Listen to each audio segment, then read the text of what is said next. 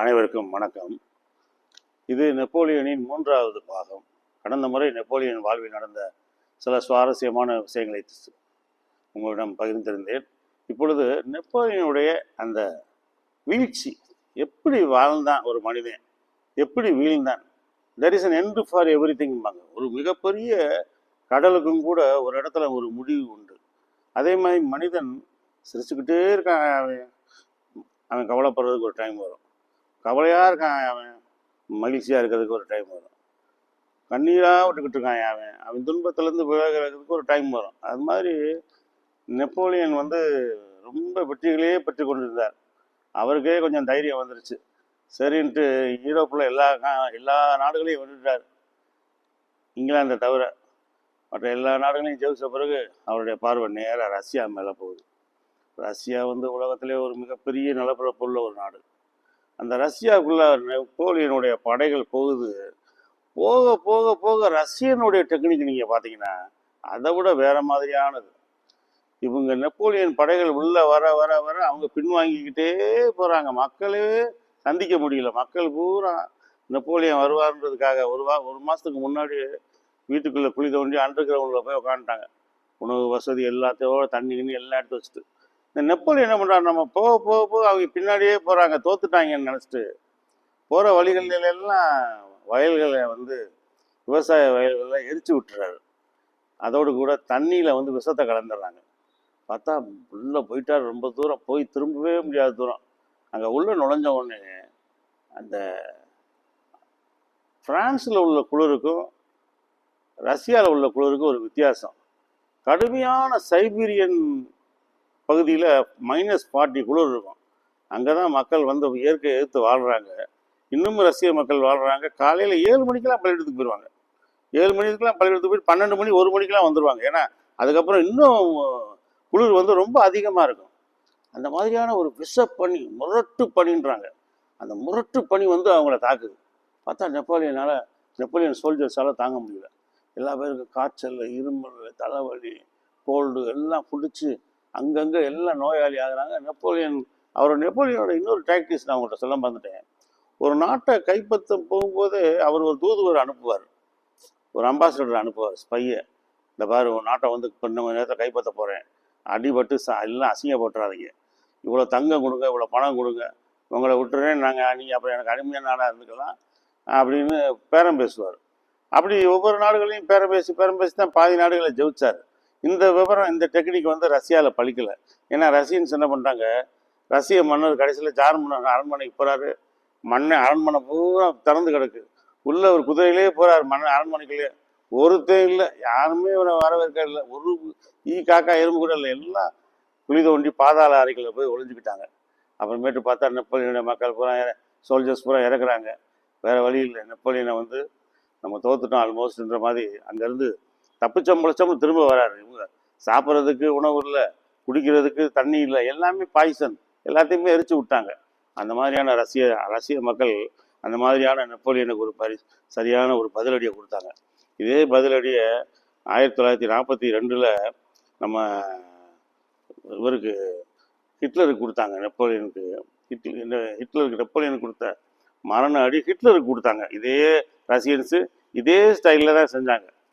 சரி, இப்போ நெப்போலியன் அங்கேருந்து வராரு. வந்த உடனே அவர் ரஷ்யாவிலேருந்து தோத்துட்டு வராரு, அவருடைய படைகள்லாம் பாதி அழிஞ்சிருச்சு அப்படின்னு ஒன்று யூரோப்பில் உள்ள இவர்கிட்ட தோத்த நாடுகள் பூரா ஒன்று சேர்ந்துட்டாங்க. அவர்கிட்ட நெப்போலியன்ட்ட பவர் இல்லை அப்படின்னோடனே அவருக்கு எல்லாம் ஒன்று சேர்ந்து இந்த நெப்போலியன் மேலே ஒரு குறை சொல்கிறாங்க. என்னென்னா, இவன் ஒரு பிறவிலே ஒரு நாட்டு மன்னன் கிடையாது. ஒரு நாட்டை கைப்பற்றி இவனா மன்னன் ஆகிட்டான். இவனுக்கு மனைவி ஒரு மனைவி ஒரு ராஜ குடும்பத்தை சேர்ந்த பொண்ணு இல்லை. இவனா ஒரு ஆஸ்திரிய பெண்ணை ஒரு அரண்மனையில் சேர்ந்த ஒரு பொண்ணை ஒரு கல்யாணம் முடிச்சிட்டாரு. ஆகவே இவரை நம்ம எதுக்கணும். இந்த ஆள் மேலே இவன் நம்ம அரசர்களுக்கு எதிரி ஆகிட்டாரு, இவரை விடக்கூடாது அப்படின்னு இது பண்ணுறாங்க. ரெண்டாவது, இவர் அரியணை ஏறும்போது அந்த பிரான்ஸோட மணிமகுடம் கீழே கிடந்தது, அதை என் தலையில் சூடி கொண்டேன்னு சொல்லிட்டு போப்பாண்டவரை எதிர்த்து இந்த ஆட்சிக்கு வராரு. அதனால் போப்பாண்டவர் மறைமுகமான தூண்டுதல். அது வேற நிறைய மன்னர்கள் ஒன்று சேர்றாங்க.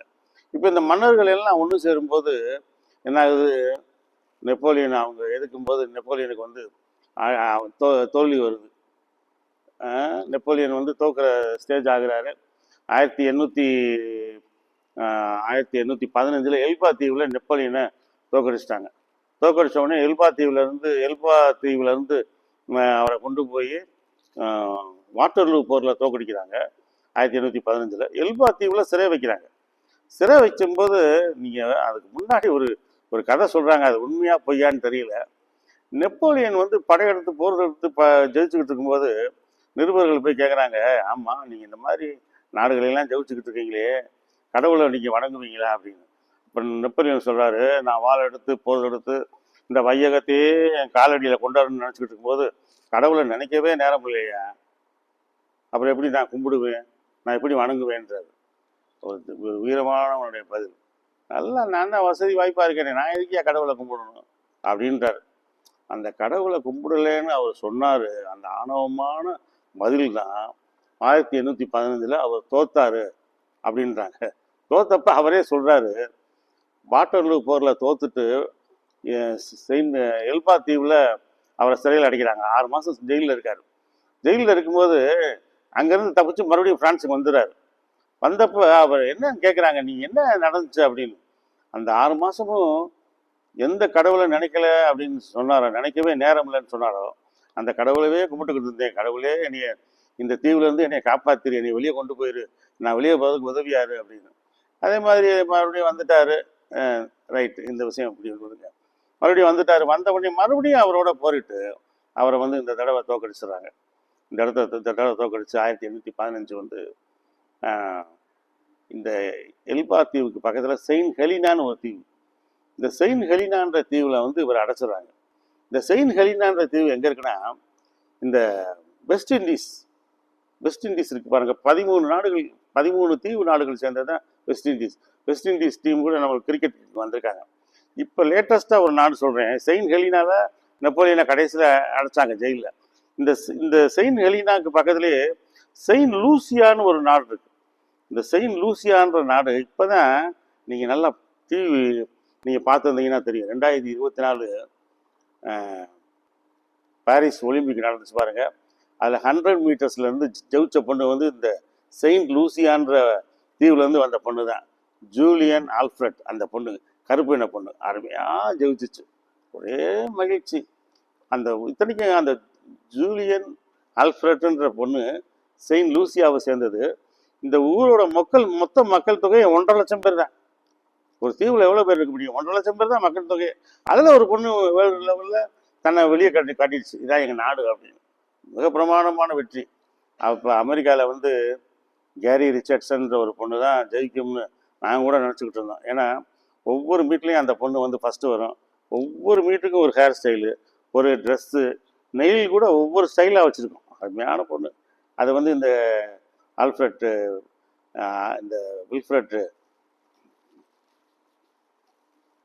இந்த பொண்ணுகிட்ட வந்து அது ஜூலியன் ஆல்ஃப்ரெட்டை வந்து செகண்ட் வந்துச்சு.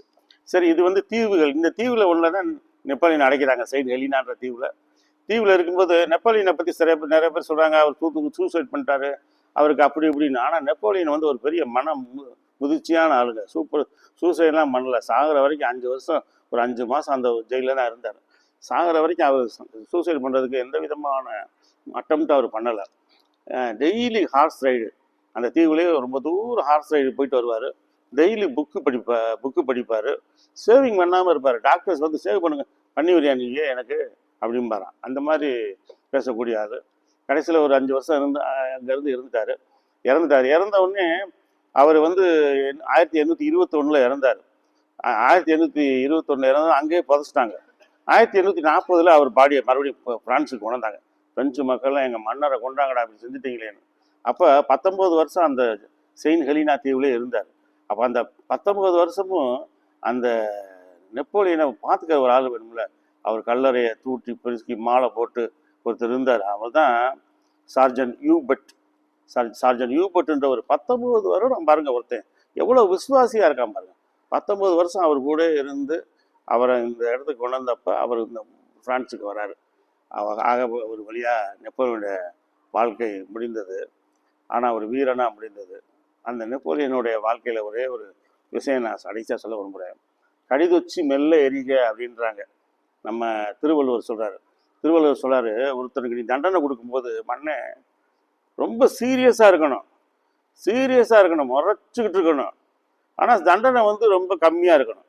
அப்போ அந்த மண்ணை வந்து நீடூழி வாழ்வான்றாரு, யார் வாயிலும் விழுக மாட்டார் அப்படின்றாங்க. ஆனால் நெப்போலியன் என்ன சொல்கிறான், தண்டனை கொடுக்கும்போது நீ வந்து சாஃப்டாக இருக்கணும்.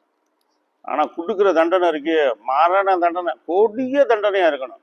உன் கை வந்து சாக்ஸு, மென்மையான சாக்ஸ் அணிஞ்சிருக்கணும்.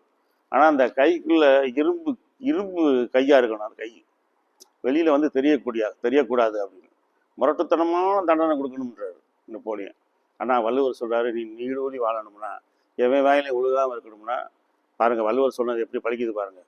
அவர் எல்லார் வாயிலையும் விழுந்து எல்லாரும் எதிர்த்து கடைசியில் வந்து அவருடைய வாழ்க்கை முடிந்தது. ஆனால் அந்த அவரை இறக்கும்போது ஃபுல்லாக தைரியமாக தான் இறக்குறாரு. அவர் இறக்கும்போது என்ன சொல்கிறாங்கன்னா, இவன் ரொம்ப நாளாக உயிராடாக இருக்கான்னு சொல்லிட்டு இந்த பிரிட்டிஷ் பீப்புள் என்ன பண்ணுறாங்க, அவருடைய ஜன்னல் இருக்குது பாருங்கள், அவர் சுவாசிப்பார் பாருங்க, படுக்கறை ஜன்னல், அந்த ஜன்னலில் வந்து துணிகளில் வந்து ஆர்சானிக் விஷத்தை தேய்ச்சிட்டாங்கன்றாங்க. அந்த ஆர்சானிக் விஷம் என்ன பண்ணுன்னா, அவர் சுவாசிக்கும் போது அவர் வாய்க்குள்ள உள்ள அவர் சுவாச பாதையில் போய் அவர் நுரையீரல்லாம் தாக்கி அவர் இறந்ததாக சொல்கிறாங்க. அது எப்படி சொல்கிறாங்கன்னா, கடைசியாக வந்து அவர் இறந்ததான் அவர் பல்ல டெஸ்ட் பண்ணுறாங்க, அவர் முடியை டெஸ்ட் பண்ணுறாங்க. அப்போ டெஸ்ட் பண்ணும்போது அவர் வந்து அவர் ஆர்சானிக் விஷம் அவர் கொடுக்கப்பட்டிருக்கிறது அப்படின்னு ஒரு முடிவு பண்ணுறாங்க. இதுதான் ஒரு வீரனுடைய வரலாறு. நன்றி. உங்களுக்கு இது ரொம்ப பயனுள்ள தகவலாக இருக்குன்னு நினைக்கிறேன்.